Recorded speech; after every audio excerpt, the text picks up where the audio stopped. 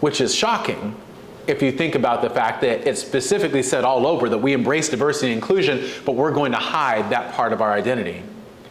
The other part that stood out to me is only 2 places in that document did it mention Imperial Valley. Both of them are in the forward, where it says, this is the plan that we created, and we think Imperial Valley should do the same, and so we're going to encourage the Dean of Imperial Valley to take this plan and go back and have conversations on Imperial Valley about how they might fit into this plan. Some of the most insulting things I've ever seen written in a document. And so then I looked at it in contrast to our current strategic plan, where all over the place it embraces our identity as a Hispanic serving institution that resides on Kumeyaay land. And I know that we also hear Kokopah and other... Kachan? Yes, thank you. Yeah, I gotta have my notes on that one, so thank you. I wanna be very respectful because we are on land that's not ours. And all throughout the document, it not only says that we are a Hispanic serving institution, but in 17 different places, it talks about the Imperial Valley. And not just in our strategic activities, hey, we're gonna do this, we're gonna create a shuttle system, and we're gonna create greater representation. Like that, those are important, but even bigger, we have 5 strategic priorities, and it's embedded throughout the strategic priorities. And probably the most important one to that is what is called We Are SDSU, which recognizes that we have a campus on the Mesa, we have a campus now in Imperial Valley, not Imperial Valley, Mission Valley. We have a campus here in Imperial Valley. We have a campus in the country of Georgia, not the state of Georgia, the country of Georgia. We have microsites spread throughout all of our community colleges.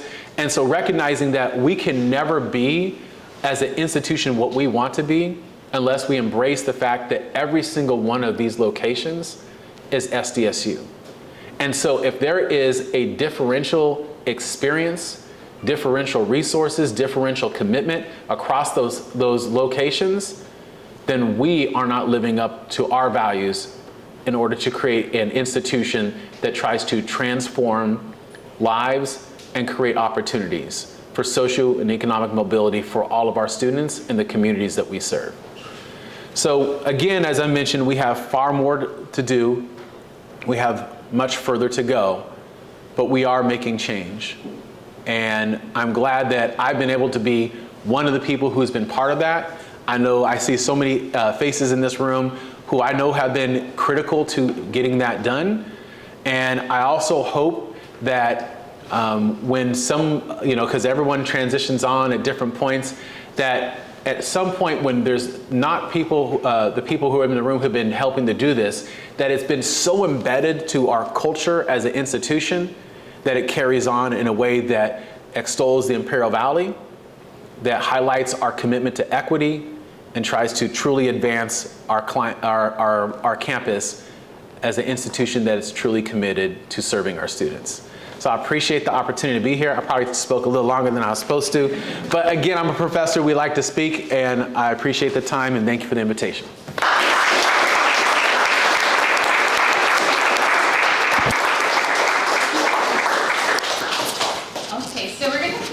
Open up the floor for Q&A, whether it be any questions that you have about Empoderación and Educación, or any questions that you might have for our keynote today. So, hi, Dr. Wood. Hi. Nice to meet you. Thank you for being here today with us. I would like to ask you a little bit about your origin story, just as like an undergraduate student or even a K through 12 student too.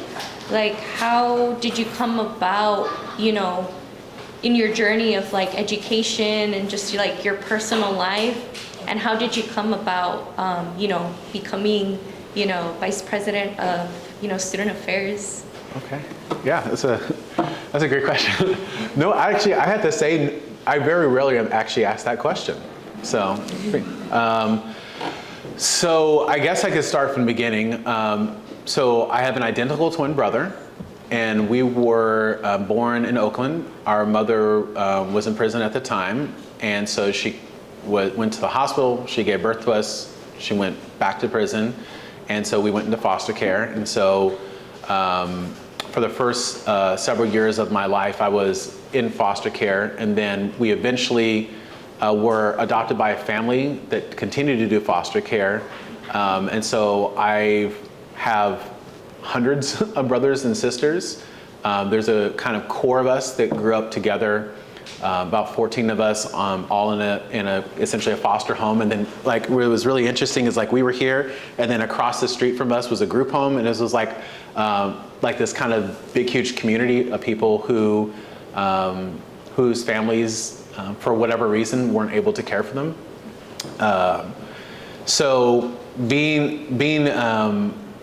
So what happened is then my family moved to far northern California, and I was raised in a community that was very rural in the mountains of California. It was a wonderful community called McLeod, about 1,600 people, and people used to joke that counted cats and dogs, because it probably did. I had a high school of 100 kids, and so it was a pretty small town, and like many towns up in that area, was not very diverse. And so in my school, the only other black person was my twin brother, and there were only a handful of folks who were either Latino, and there was one person who was Pacific Islander. So it was very, very racially homogenous, and which created a unique experience for me. So early on, and this is actually one of the reasons that I do a lot of work on school suspensions, is that me and my brother were routinely targeted for suspensions, particularly when we hit 5th grade. So in kindergarten, I had a great teacher who was absolutely amazing, who I'm still in contact with to this day, which is cool. 1st grade, 2nd grade, 3rd grade, 4th grade, kind of hit or miss, but generally an okay environment. And then when I got to 5th grade, I got to a teacher who didn't see me as someone who was intelligent or capable or had the ability to do the work, but saw me as a problem, a troublemaker, and someone who was not of value. And so in that grade, despite the fact that up till then I had been one of the top performers in the class, me and my brother were routinely suspended. He was suspended 24 times in that year. I was suspended 42 times in that year, mostly because what they saw in their minds was 2 black kids who are foster kids. And so it's actually one of the reasons, again, that I do a lot of work on school suspensions to this day. And in fact, something really cool is happening right now. So we did a report like 2 years ago, focused on Black, Latinx, and Native American students, and highlighting suspension rates that were taking place across California. We've done a ton of follow-up reports looking at it in different ways. And what we routinely find is that boys of color are much more likely to be suspended, but even more so if they are foster youth. And so we used that data to bring it to Assemblymember Kevin McCarty, and we created a bill that basically says that if you are a foster child and the school is going to suspend you, that they can't just do so, they have to talk to your court-appointed attorney and or social worker first. Now the reason that that's important is that when you're in foster care, some of you might go from home to home to home. Or there might not be the inclination to call home, whereas if I'm going to suspend somebody who I know is not in foster care, I'm probably going to pick up the phone, talk to their parents first, we're going to have some sort of conversation, there's going to be some sort of relationship there. So that doesn't happen, and so we have this bill that went through the assembly committees on consent, meaning that nobody opposed it, went through the assembly floor on consent, nobody opposed it, it went through the Senate committees, it went through the Senate floor, and it's on the governor's desk right now, and we're the main co-sponsors of it, our group. So I'm waiting anxiously to see whether or not he signs it, and so that's an important part, not only in terms of research, but also in terms of my experience. Went off to Sac State, bachelor's in Black History, master's degree in student affairs, college student affairs, and so I became a professor eventually of student affairs. And what was really cool is when I came into the role as vice president, I would looked out at all the folks who were like our employees in the division, and I was like, oh my gosh, I've had like a quarter of these students in my class, right? And so it creates a really cool experience. But I guess the last thing I'd share is that my first job out of college was working for Sacramento City College and doing outreach and advising for students. And the primary group that was my responsibility was working on people who were coming out of the prison release. So pretty often what would happen is that there would be guys who were getting out of state prison, and in order for them to be able to leave, they needed to be able to show that they're going to be connected to different resources. And so they bring them into this big, huge room, and there'd be different folks, clean and sober living, opportunities for jobs. And then we were with Sac City, and so we were offering like both short-term programs and transfer programs, depending upon what the unique needs were of the student.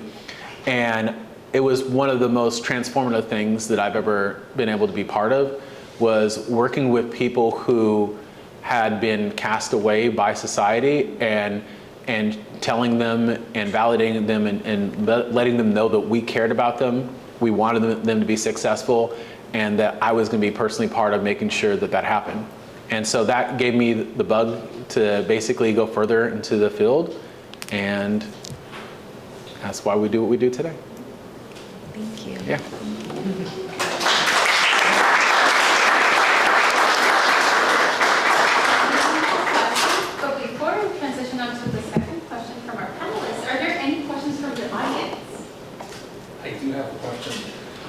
Thank you for coming to our campus. We really appreciate your time.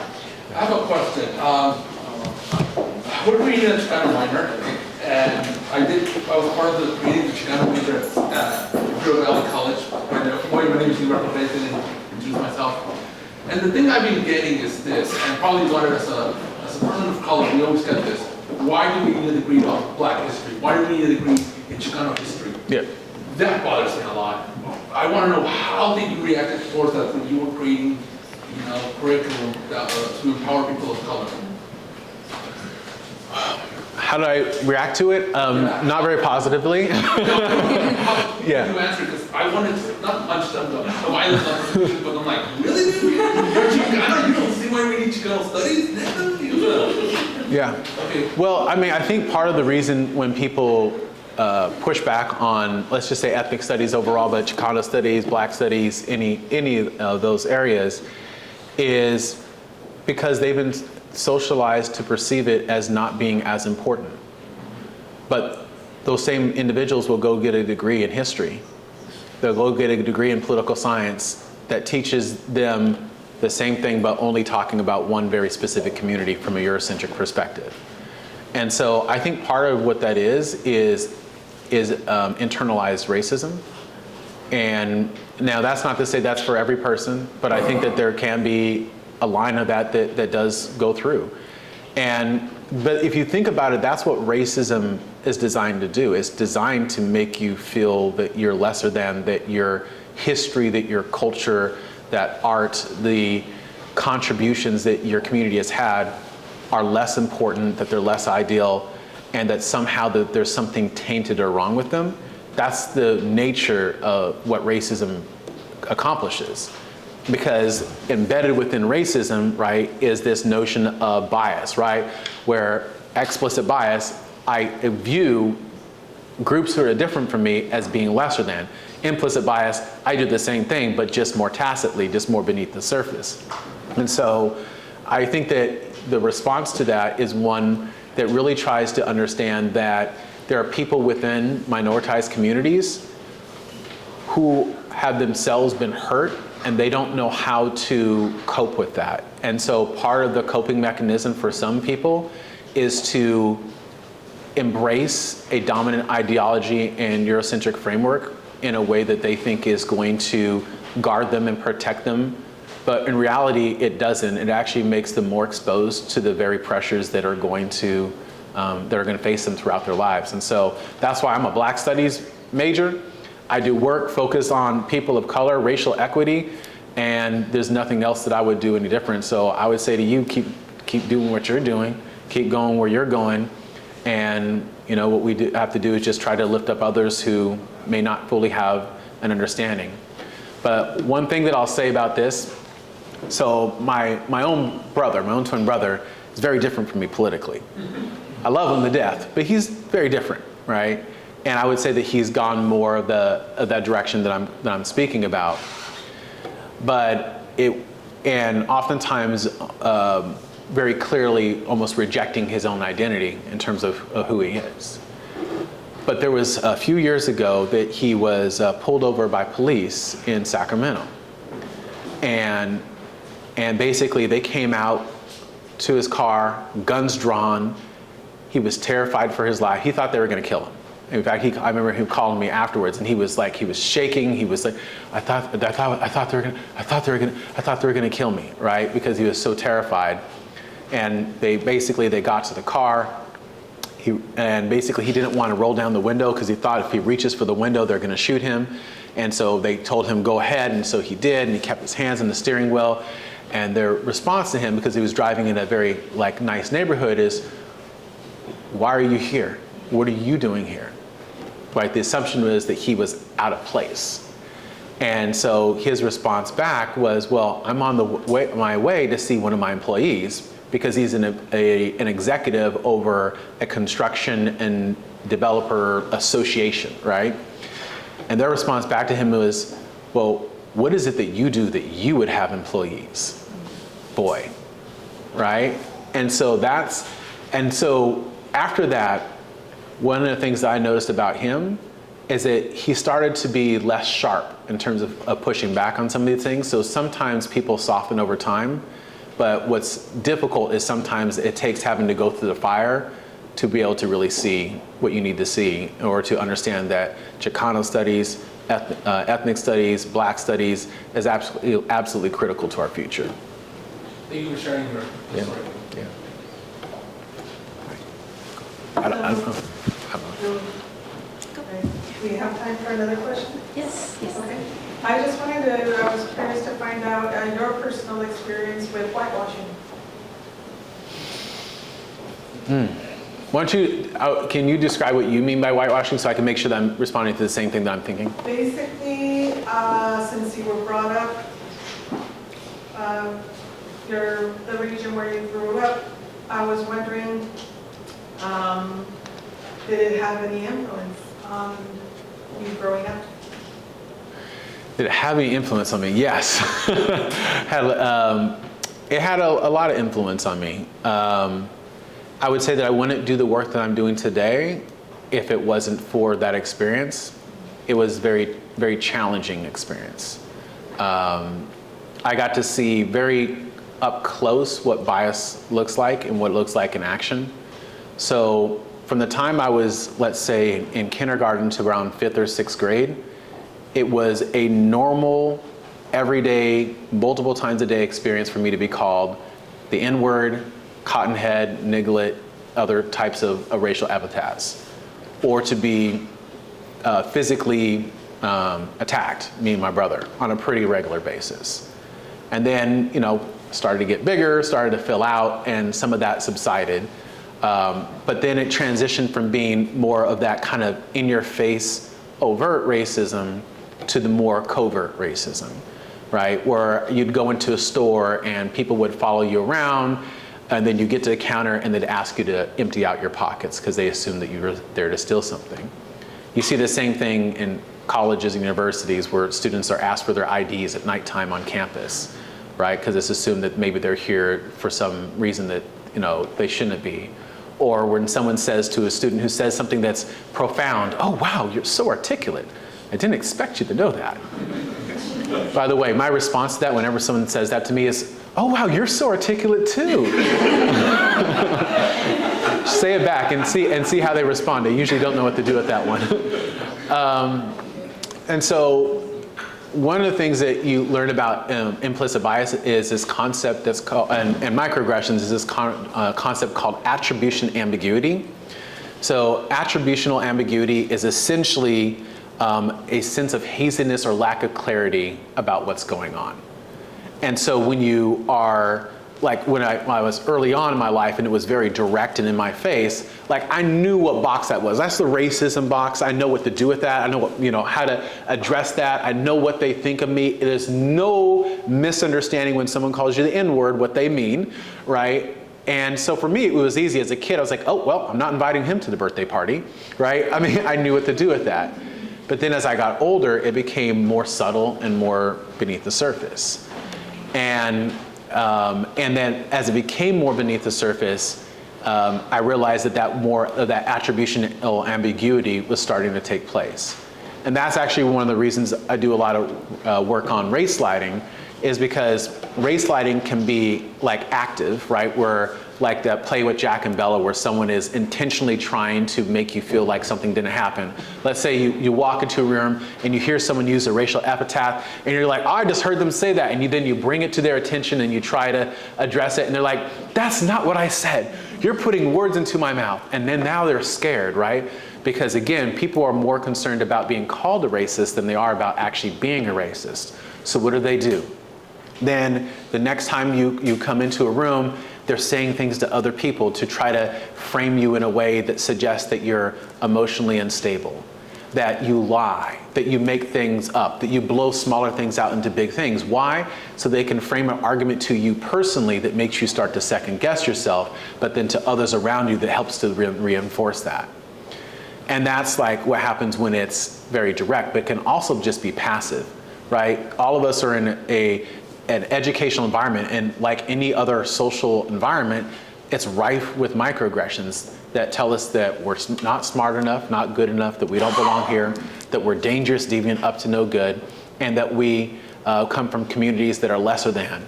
They're lazy, they don't care, they're not really here for school, they're only here for the financial aid.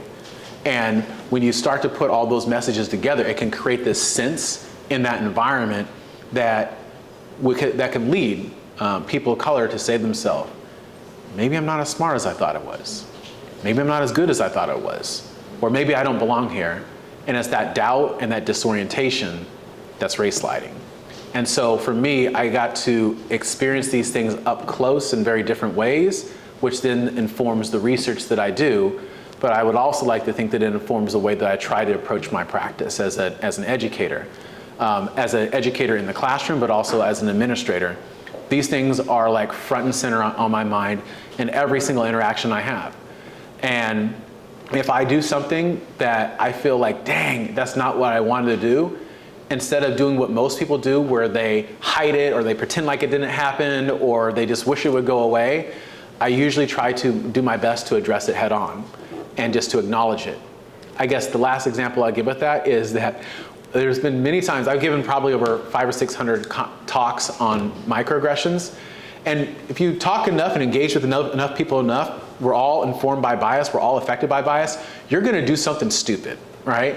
And there's been at least 2 of those times where I accidentally, in trying to respond to someone's question to me, microaggress them, right? But now some people could say, oh, that's a terrible thing. It is a terrible thing. But then I also use it as an opportunity to show like what we should do. If we make a misstep, we should just acknowledge it and say, you know what? I just realized that what I said was very microaggressive to you. I will hope when you give me a moment to reframe what I would like to say so that you can know what's really on my heart. And then you say it. And then you know what people do? They appreciate that. They appreciate the honesty because this notion that, oh no, that's not what I said, or pushing back or trying to ignore, it only creates this feeling of race sliding where people then begin to second guess themselves. And I think that that's dangerous because William Smith's work on racial battle fatigue shows us that it actually has a detrimental impact. Who here has heard of racial battle fatigue? Okay, a few folks. All right, can I just very, very quickly explain what it is? I'll be quick. So racial battle fatigue is this concept that was created by William Smith, a faculty member from the University of Utah. Not Will Smith, the actor, right? and William, Dr. Smith, basically created this concept called racial battle fatigue because he investigates how racism impacts us. And it's really a very interesting concept because and the reason he calls it racial battle fatigue and why it's so interesting is that what he's found is that the impact that racism has on us is very similar to combat stress syndrome, in that if you're in an environment with persistent risk and persistent stress, it has an impact on your body, higher cortisol levels, but it has an impact on your mind in different ways. So what he's found is that it actually affects you in 3 different ways. First, cognitively. So let's say you're in an environment and you're in a classroom and you're constantly being exposed to subtle microaggressions about you, your family, your community. Like, it affects you cognitively. It impairs your ability to retain information, to process information. So think about how that would impact a student's learning and development. And then we turn around and say, oh, it's because they're not smart enough. No, it's because there's an environment that was unhealthy and unwell. The second thing it does is it affects you psychologically. So constant anxiety and worrying, anger suppression, resentment, and think about how that builds up and can create a negative experience for people. But then the third way is actually even more fascinating than the first two. He's actually been able to show that it affects you physiologically, physically. So an upset stomach, headaches, clenching someone's jaws at night, an inability to be able to sleep, elevated blood pressure, that there are actual physiological impacts that it has. Now, a lot of his work has been done focused in like post-secondary education and looking at how it impacts like students, faculty, and staff of color.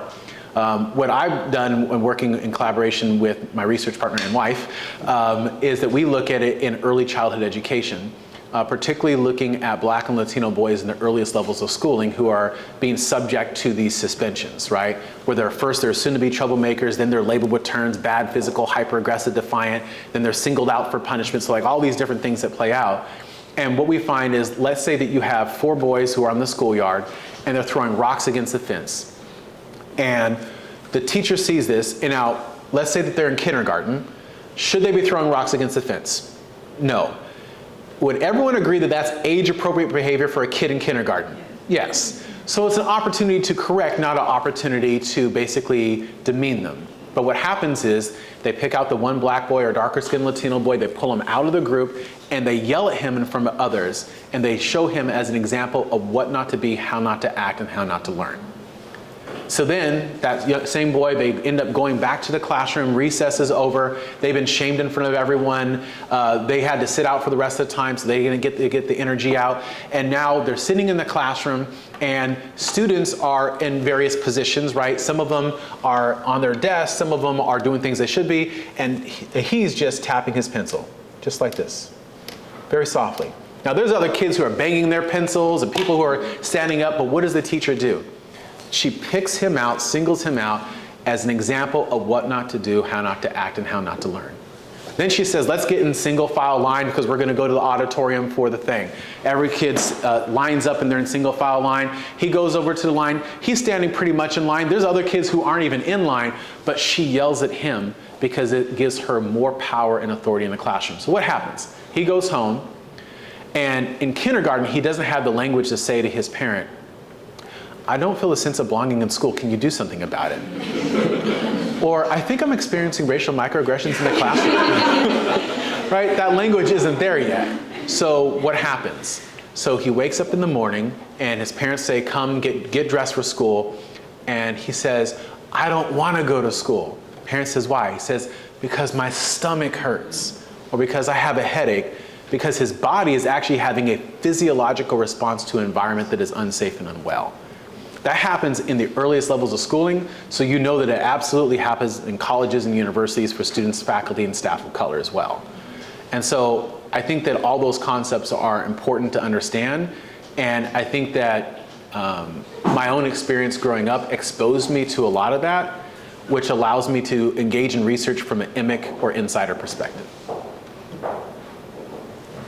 So we're almost out of time. We have the space for a couple more questions, so I'll leave it to our panelists to close our session. Yes, this question. The last one. Okay. How does SDSU Student Affairs support student-led programs and initiatives, and how would you do that? So what we try to do is to first listen to what students want rather than making assumptions. I would say that I've had pretty strong interactions with particularly the AS presidents. This year I still need to create that linkage like I've had in the previous years. But that's also why we have our Dean of Students here, who is, on the ground and really trying to hear what students have to say to inform what they want.